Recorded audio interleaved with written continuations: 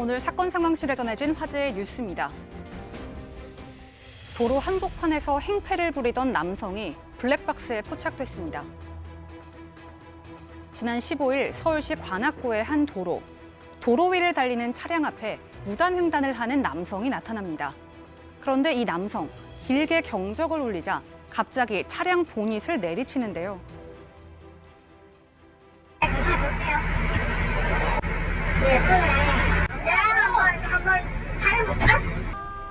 조수석에 탄 동승자에게 성희롱을 하며 운전자를 위협한 남성. 운전자 진술에 따르면 술에 취한 상태였다고 하는데요. 무단횡단을 하던 남성이 오히려 행패를 부리는 황당한 상황이었습니다. 양현석 전 YG 엔터테인먼트 대표에 대해 출국 금지 조치가 내려졌습니다. 지난 17일 경찰은 서울 마포구에 있는 YG 사옥을 압수수색해 자금 입출금 내역 등 관련 자료를 확보했습니다. 현재 회사 돈을 횡령해 도박 자금으로 썼을 가능성에 대해 분석 중인데요. 이와 관련해 경찰은 해외 원정 도박을 하고 도박 자금을 불법적으로 조달한 혐의로 입건된 양 전 대표에 대해 출국 금지 조치를 내렸습니다. 한편 함께 입건된 승리는 성매매 알선 등의 혐의로 수사를 받던 지난 3월 이미 출국 금지된 것으로 알려졌습니다.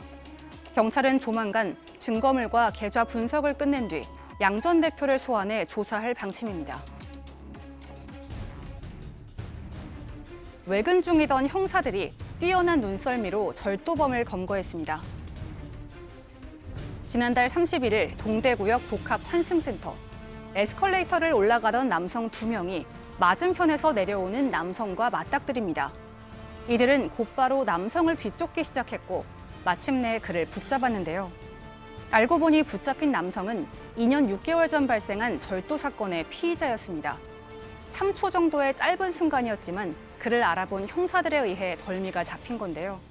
두 형사는 지난해 5월에도 버스를 타고 가는 절도범을 단박에 알아보고 검거하며 화제가 됐었습니다. 남해 돼지 농장에서 돼지들을 데려간 동물권 단체가 논란이 되고 있습니다.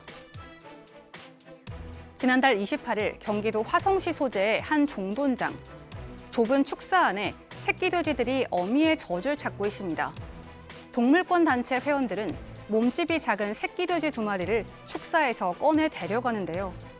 이들은 이 영상을 공개하며 심각한 환경에 노출된 돼지들을 구조했다고 주장했습니다. 하지만 주인의 허락 없이 돼지들을 데려간 것이 알려지면서 현재 뜨거운 논란이 되고 있습니다. 지금까지 사건 상황실이었습니다. 영상 보니까 논란이 되겠네요. 축사에서 저 절도냐 구조냐. 저 동물권 단체는 구조라고 하는데 주인 입장에서는 절도라고 보는 거죠. 그러니까 이게 정말 애매한 상황이긴 한데요. 이제 절도죄라는 게 우리가 보통 생각하는 게 남의 물건을 가지고 오면 다 절도라고 생각을 하잖아요. 근데 남의 물건을 가지고 와서 내 소유로 하려는 의사가 있어야 절도가 됩니다. 그러니까 지금 근데 이제 문제는 이 동물권 구조단체에서는 저 아기 돼지를 데리고 와서 본인들이 가져가거나 아니 뭐 이걸 식용으로 사용하려고 한 건 아니었잖아요. 말 그대로 해방을 시키려고 한 것이기 때문에 불법 영득 의사가 없다고 하거든요. 이제 법률 용어로 하면. 그래서 엄밀하게 말하면 뭐 어쨌건 새끼 돼지는 재물이고 재물을 취득했습니다만 절도죄가 되기는 조금 어렵고 근데 논란이 되는 건 이제 절도 혐의 적용은 어렵지만 저기 축사라는 곳이 개인 소유잖아요.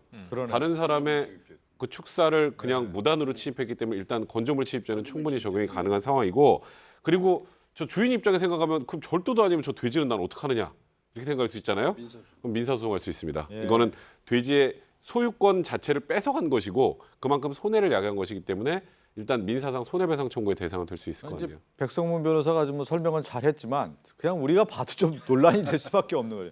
저 보니까 돼지가 제일 약한 돼지를 구조했다고 좀 동물권 단체는 얘기를 하는 건데 뭐 절도에 대한 어떤 논란이 있고요.